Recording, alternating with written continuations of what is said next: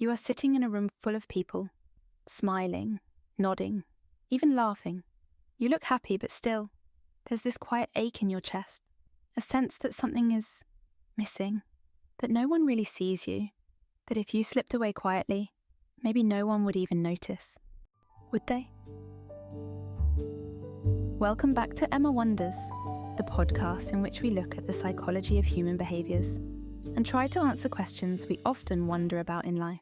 Today's question is one I've felt personally, and maybe you have too. Why do I feel lonely, even when I'm not alone? If you've ever felt that, let's explore why that feeling exists and what it's trying to tell you. Imagine standing in a desert, dying of thirst, and in the distance, you see water shimmering. You run toward it, only to find it's a mirage. That's what loneliness around people can feel like. You're surrounded by voices, but none quench that inner thirst for connection. You see, being around people isn't the same as being seen by people. Social proximity doesn't guarantee emotional intimacy. It's the difference between scrolling through comments and likes by friends on Instagram and having someone look you in the eyes and say, "I get it. I've been there too." Psychologist Dr. Vivek Murthy, former US Surgeon General, said, "Loneliness is the feeling that no one truly knows you." And that's the heart of it. We don't just want to be around others. We want to be known, felt, understood. So, why do we still smile? Why do we put on that brave face? It's protective. It's learned. Somewhere along the way, we picked up the message that vulnerability isn't safe, that being real makes us too much or too needy. So we build a mask, not out of deceit, but out of survival. And over time, the mask gets comfortable. So comfortable, we even forget we're wearing it. But behind it, the loneliness grows. Because if people only see the mask, not the real you, then even when they like you, you wonder, would they still like me if they really knew me? That question haunts a lot of people, maybe even you. Here's something strange.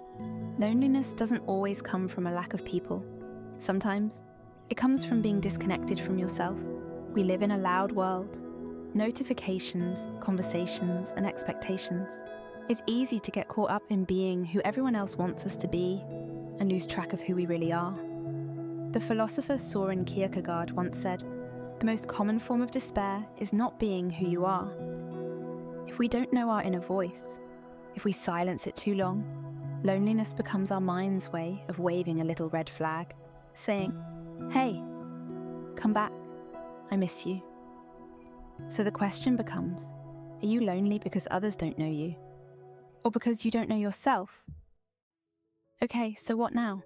How do you go from "I smile," but to "I smile and I feel seen"? The first step, honesty. Honest conversations. With yourself and eventually, with others.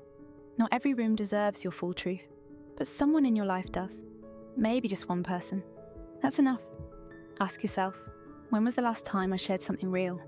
Something that's messy, imperfect, unfiltered? When was the last time I let myself receive connection, instead of always giving it? You don't need dozens of surface-dwelling friends. You need depth. A single moment of real connection can nourish you more than 100 surface-level exchanges.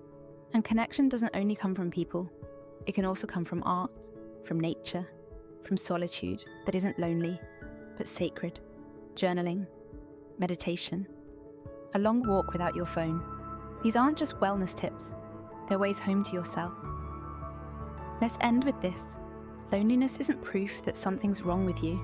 It's proof that you're human, and that your heart still longs for something real. That longing is beautiful.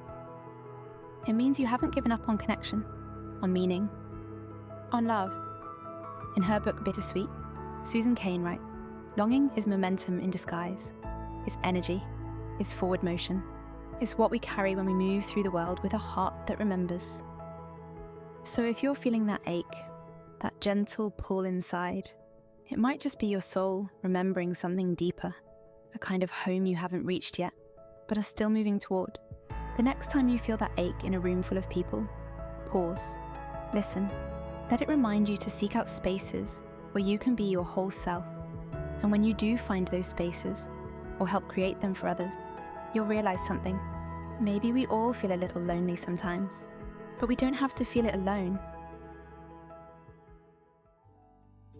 Thank you for listening to Emma Wonders. If this episode resonated with you, share it with someone who might need it today.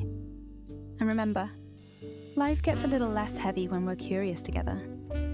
Until next time, stay wondering.